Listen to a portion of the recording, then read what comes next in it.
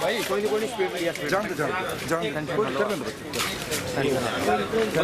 और भी खड़े रहिए भाई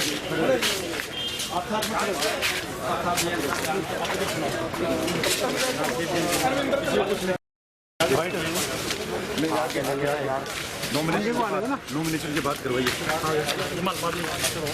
चलिए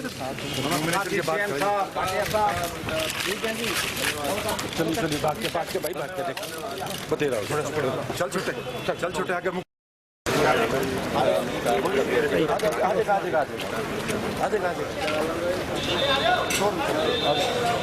चलिए थोड़ा साइड से थोड़ा जी थोड़ा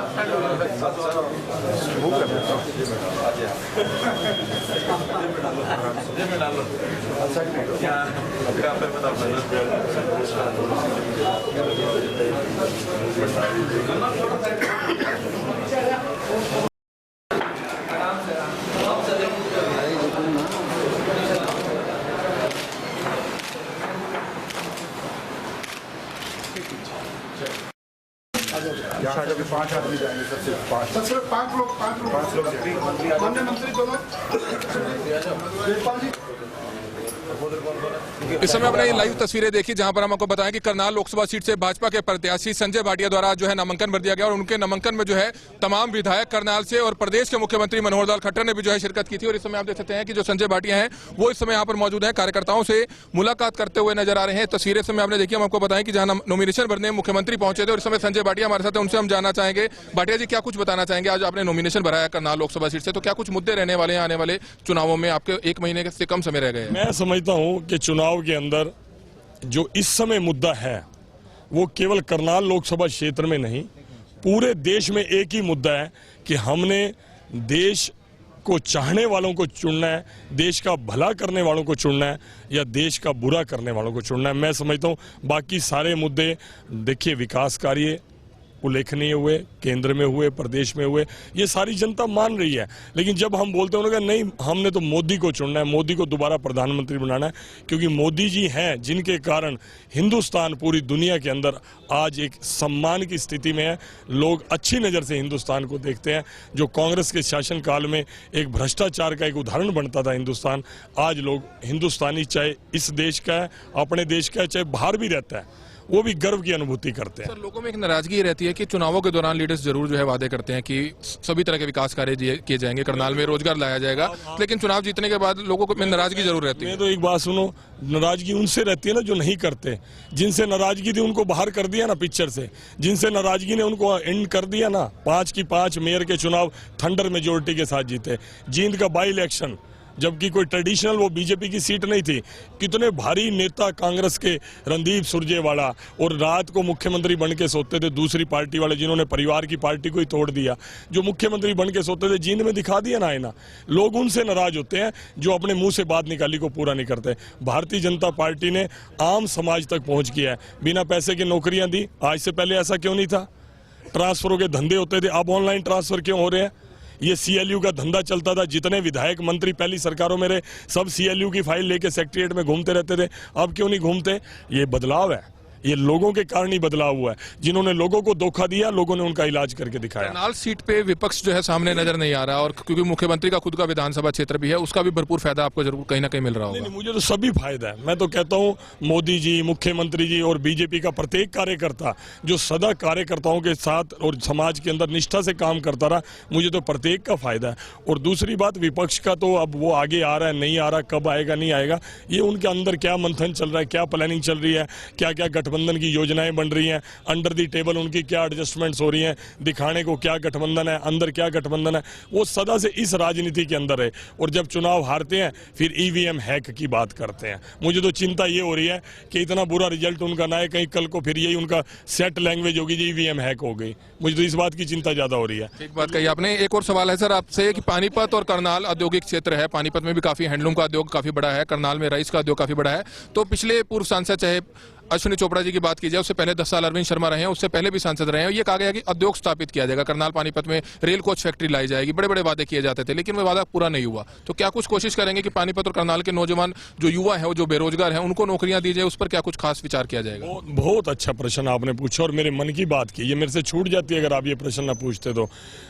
पानीपत और करनाल दो पूरे हरियाणा के अंदर ऐसे क्षेत्र हैं, वो केवल करनाल के युवाओं को रोजगार नहीं, वो पूरे प्रदेश और प्रदेश से बाहर तक के युवाओं को भी रोजगार देने में समर्थ हैं। आज पानीपत के अंदर पूरे देश भर का जो बेरोजगार युवा आकर काम करता है, वहाँ पर बहुत उभरा है। और लेकिन मैं चाहता हूँ कि सिस्टमेटिक वे में पोल्यूशन फ्री इंडस्ट्री हो और अच्छा एनवायरनमेंट हो, जो आपसी माहौल है, भाईचारे का माहौल हो, तो शांति हो और पोल्यूशन फ्री हो। हर तरह की सुविधाएं, जो बेसिक सुविधाएं हैं, एजुकेशन की, हेल्थ की, ये सारा राइट है, समाज का राइट है। और मैं समझता हूँ कि अच्छा करनाल, हम जो लोकसभा क्षेत्र है में जो कल्पना है मेरी, उस कल्पना को साकार करने के लिए मैं करनाल लोकसभा क्षेत्र के लोगों से केवल वोट नहीं मांग रहा, केवल आशीर्वाद नहीं मांग रहा, इसके बाद का भी मैं लोगों से विश्वास चाहता हूं कि वो मिलकर हम एक अच्छा करनाल लोकसभा क्षेत्र आप लोगों के बीच में जाते हैं। मैंने भी आपसे पूछा कि पूर्व सांसद अश्विनी चोपड़ा हालांकि अस्वस्थ अब हैं, लेकिन उससे पहले वे स्वस्थ थे, लेकिन कहीं ना कहीं नाराजगी जरूर लोग जाहिर जरूर करते होंगे आपसे, क्योंकि कहीं ना कहीं लोग संतुष्ट नहीं थे उनसे। नहीं, मैं समझता हूँ कि जिस हिसाब से अश्विनी चोपड़ा जी के लिए वो बात करते हैं, एक तो बड़ी रिस्पेक्टफुल बात करते हैं, एक बात वो लाड में करते हैं, मजाक में करते हैं, कई बार बोल देते हैं भाई वो पहले वो कम आए थे, भाई आप, इस तरह की बात करते हैं। लेकिन उनमें गुस्सा नहीं होता, उसमें स्नेह होता है। कहीं ना कहीं चोपड़ा जी, मुझे लगता है उनका स्वभाव और व्यवहार के कारण मैंने देखा कि उनकी राजनीति स्वच्छ थी। उन्होंने कभी पार्टीबाजी को बढ़ावा नहीं दिया, उन्होंने किसी प्रकार की जिसको कहते हैं किसी के कुछ बोल दिया, किसी को कुछ बोल दिया, जो घटिया राजनीति चलती है, पैटी पॉलिटिक्स चलती है, उन्होंने कभी नहीं दिया। समय कम दे पाए, मैं मानता हूं, शायद वो भी इस बात को स्वीकार करते होंगे। उसके पीछे हेल्थ इश्यूज होंगे, उसके पीछे सिक्योरिटी रीजंस भी हो सकते हैं, क्योंकि आपको पता है उनके पिता और दादा दोनों शहीद हुए। कई मन के अंदर चीजें रहती होंगी, शायद वो इश्यूज हो सकते हैं या उनके कारोबार के इश्यूज हो सकते हैं। लेकिन मैं ये समझता हूँ, मेरे बड़े थे, वो मेरे से पहले वो सांसद थे, तो मेरे बड़े थे, उनकी जिम्मेवारी भी, जो बड़ों की कर्जा होता है वो बच्चे उतारते हैं, छोटे उतारते हैं, तो मैं उनका बाद का हूं, तो मैं उनका हिस्से का भी लोगों के बीच में जाऊंगा और अपने हिस्से का तो जाऊंगा ही जाऊंगा। मैं अंत में एक सवाल, करनाल पानीपत लोकसभा के क्षेत्र के लोगों के लिए क्या कुछ मैसेज देना चाहेंगे? आज आपने नॉमिनेशन फाइल कर दिया है। मैं एक बात कहता हूं, मैं कई बार अपनी स्पीचेस में बोला हूं, अगर मीडिया ने कवर किया हो, कि MP, MLA, मंत्री, ये सब लोग पहले भी बहुत बने हैं मेरे से और मेरे बाद भी बनेंगे। ये प्रक्रिया चलती रहेगी जब तक लोकतंत्र है। लेकिन जो स्नेह और आशीर्वाद इस चुनाव के अंदर देखने को मिल रहा है, अटैचमेंट देखने को मिल रही है, एक हाथ पकड़ता है, दूसरा हाथ पकड़ता है, तीसरा फोटो खींचता है, 1 मिनट के लिए बुलाते हैं, सैकड़ों ऐसे कार्यक्रम जिनमें हम जा नहीं पा रहे, क्योंकि एक गांव में एक बार चले जाएं वही इस समय के अंदर बहुत है। मैं ये चाहता हूं कि ये स्नेह और आशीर्वाद करनाल लोकसभा क्षेत्र की जनता का मेरे पर ये चुनाव के बाद भी बना रहे। ये मैं बिल्कुल शुद्ध आत्मा से कह रहा हूं, इसमें राजनीति नहीं है कुछ भी। Thank you. तो इस समय हमने देखा कि करनाल में बीजेपी के प्रत्याशी संजय भाटिया नॉमिनेशन भरने के बाद करनाल ब्रेकिंग न्यूज से विशेष बातचीत कर रहे थे। दावे किए हैं कि विकास के कार्य करवाएंगे। पूर्व सांसद के प्रति जो कुछ नाराजगी है उसको भी वह दूर करने की कोशिश कर रहे हैं, लोगों के बीच में जा रहे हैं, उन्हें काफी स्नेह मिल रहा है। कोशिश की जाएगी कि जल्द से जल्द तमाम लोगों की जो नाराजगी है उसको दूर किया जाए। ये कहना था करनाल में आज बीजेपी के प्रत्याशी नॉमिनेशन भरने के बाद संजय भाटिया का। कमल मिड्डा, करनाल ब्रेकिंग न्यूज। जानकारी है कि भारतीय जनता पार्टी ने सभी 10 की 10 लोकसभा सीटों पर अपने कैंडिडेट घोषित कर दिए और हमारे कैंडिडेट्स लगातार जो नॉमिनेशन भर रहे हैं, इस समय तक 9 कैंडिडेट्स का नॉमिनेशन पूरा हो गया है। जैसे आज भी 3 जगह, करनाल में, कुरुक्षेत्र में और हिसार में। कल 19 तारीख को 5 लोकसभा के कैंडिडेट्स ने नामांकन भरे थे, परसों 18 तारीख को एक भरा था और एक शेष बचा रोहतक का, वो 22 तारीख को नामांकन होगा। और बड़ी विडंबना की बात यह है कि हमने तो सारे अपने नॉमिनेशन यानी एक प्रकार से भरने शुरू कर दिए, कंप्लीट करने की ओर हैं, और जो प्रमुख पार्टियां हैं उनके अभी कैंडिडेट ही जो है वो ढूंढने से उनको मिल नहीं रहे। मैं इतना ज़रूर कहूँगा कि जल्दी से कैंडिडेट घोषित करें ताकि ये जो रोचक हो जाए, ज़रा चुनाव का जो प्रक्रिया है रोचक बने। लेकिन विडंबना ये है कि उनके यहाँ किसी एक पर हाथ रखते हैं तो वो भाग जाता है, दूसरे पर हाथ रखते हैं तो कांग्रेस वाला वो भाग जाता है। तो इसलिए जल्दी से इस काम को पूरा करें। चौटाला बाहर आए हैं और उन्होंने आज मीडिया में प्रेस कॉन्फ्रेंस करके बयान दिया कि जेजेपी के साथ उन्होंने गठबंधन इसलिए किया कि नया हरियाणा बनाना चाहते हैं। देखिए, जिनकी जमीन नहीं होती है, जमीन खिसकी हुई होती है, गठबंधन वही करते हैं। अगर मान लो इतनी ताकत थी तो फिर उनको गठबंधन करने की आवश्यकता नहीं थी। इसलिए वो इस गठबंधन के सारे किसी प्रकार का अपना राजनीतिक कोई वर्चस्व बचाना चाहे, बचेगा नहीं। बताया जा रहा है कि बापू बेटे को भी टिकट मिलने जा रही है सोनीपत से भूपेंद्र बघेल। मैंने बताया कि जिस प्रकार का ये वंशवाद की जो सारे सिस्टम है, बापू बेटा सब एंड कंपनी सब मिलकर के ही राज करते रहे हैं, और अब एक पार्टी में नहीं ठीक जांच रसी तो वो दो पार्टियां मिला करके भी सारा वही परिवार, इधर भी परिवार उधर भी परिवार, तो जनता सब जानती है।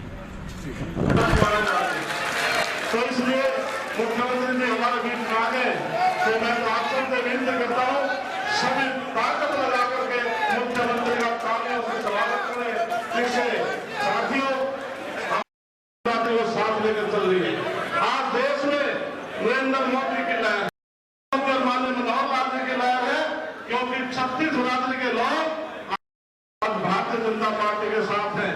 जिस प्रकार से साथियों कल संसद में विधानसभा का आपस में कंपटीशन हुआ, के ऊपर एक वोट भारतीय जनता पार्टी के पक्ष में गिराएंगे तो निश्चित तौर ज्यादा वोटों से जीतेगा। इसलिए ज्यादा लगे तो, क्योंकि अभी नॉमिनेशन मैं निवेदन करूंगा हमारे जिला के जिलाध्यक्ष वो आए और शब्दों द्वारा माननीय मैं सबसे पहले करनाल लोकसभा क्षेत्र की जनता का, पार्टी के कार्यकर्ताओं का, अपने संगठन का दिल से आभार व्यक्त करता हूँ। मुझे जैसे साधारण कार्यकर्ता को, साधारण परिवार के एक बच्चे को इतना बड़ा सम्मान दिया, और जिस प्रकार से आशीर्वाद और स्नेह समाज से मिल रहा है, 36 बरादरी के सब दलगत राजनीति से ऊपर उठकर पार्टी पॉलिटिक्स भी लोगों ने छोड़ दी।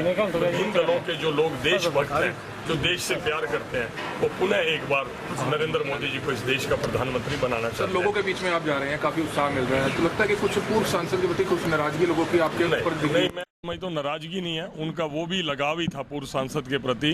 वो समय कुछ स्वास्थ्य कारणों के कारण कम दे पाए, और मैंने उनको विश्वास दिया है कि जो मैं अपने बड़ों का कर्जा हमेशा बच्चे उतारा करते हैं, वो मेरे बड़े हैं, उनके जगह भी जो वो नहीं आ पाए थे वो मैं आऊँगा, और अपने हिस्से का भी आऊँगा। जीतने के बाद करनाल में निवास स्थान लेंगे आप? नहीं, करनाल पानीपत एक ही बात है। करनाल लोकसभा क्षेत्र है, और सदैव मैं करनाल में भी बना रहूँगा। पानीपत दो टोल टैक्स आपके बीच में आएंगे, उस पर और उसके बारे में विचार करेंगे। क्या कॉन्ट्रैक्ट पहले हुए हैं, क्या कमिटमेंट्स पहले हुई हैं, उसको हम क्या करने की स्थिति में है, बिना मैं पहले देखे कुछ बोल नहीं सकता। तो विपक्ष को किस तरह से आप समझ रहे हैं? विपक्ष को मैं तो साधुवाद दूंगा। वो प्रयास करते हैं गठबंधन करने का भी, और कई बार बनता है, कई बार टूट जाता है। एक बोलता है कि होगा गठबंधन, दूसरा बोलता नहीं होगा, तो मैं तो साधुवाद ही दे सकता हूँ। आम आदमी पार्टी के प्रदेश अध्यक्ष नवीन जैन करनाल से लड़ना चाह रहे हैं। हाँ, नहीं, और स्वागत है, सबका लोकतंत्र है, कोई भी आ सकता है। स्वयं केजरीवाल जी भी आ सकते हैं, हम सबका स्वागत है, क्या दिक्कत है? स्थानीय नेताओं का साथ मिल रहा है 100%। आप देख रहे हो सभी के सभी यहाँ उपस्थित हैं, और सभी के सभी चुनाव में लगे हुए हैं। और मैं समझता हूँ कि हम मेरे से ज्यादा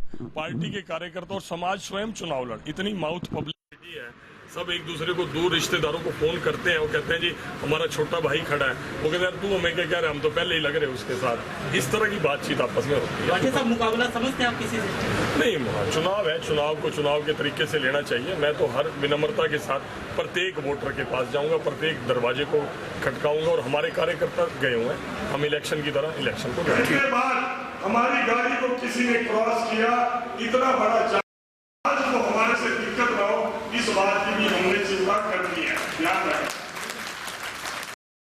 दिखाया उस मनोहर लाल जी ने, जिनके पिताजी ने इनके नाम सिर्फ भाटिया जी का और हमारे आदरणीय मुख्यमंत्री मनोहर लाल जी का, सभी विधायकों का, सभी माननीय मंत्रीगण का और सभी भारतीय जनता पार्टी के पदाधिकारियों का अभिनंदन और स्वागत करते हुए, और मैं आप सबसे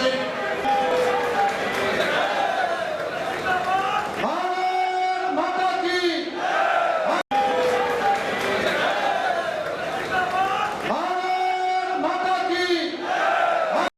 इसी प्रकार से हमारी मेयर पानीपत जोड़कर कृष्ण कुमार जी, महिपाल ढांडा जी और प्रमोद जी गाड़ी, इतना उत्साह और हर्षोल्लास देख करके मुझे लगता है कि अब कुछ भाषण की जरूरत है नहीं। हमारा उत्साह इतना है कि हमको जो प्रेरणा इस चुनाव के माध्यम से लेनी है, उस प्रेरणा के लिए तो मैं समझता हूँ कि बहुत प्रेरणा अपने जनता में भी है, पूरे प्रदेश में है, पूरे देश में है। ये जो चुनाव है पूरे देश के अंदर उत्तर से दक्षिण, पूर्व से पश्चिम, अर्थात कश्मीर से कन्याकुमारी, लद्दाख से कटक 85 करोड़ लोग मतदाता इस देश के कुछ मंथन कर रहे हैं। और उस मंथन के माध्यम से जैसे बिलौनी हो गया, बिलौनी उसमें डुबाया जाता है, क्या नहीं होता? ऐसे इस मंथन में से ये भी एक वोटों का मंथन है। डेमोक्रेटिक सिस्टम में एक मैंडेट, एक मतदाताओं का निर्णय, अपनी सरकार, मनचाही सरकार को हमको लेके आनी है।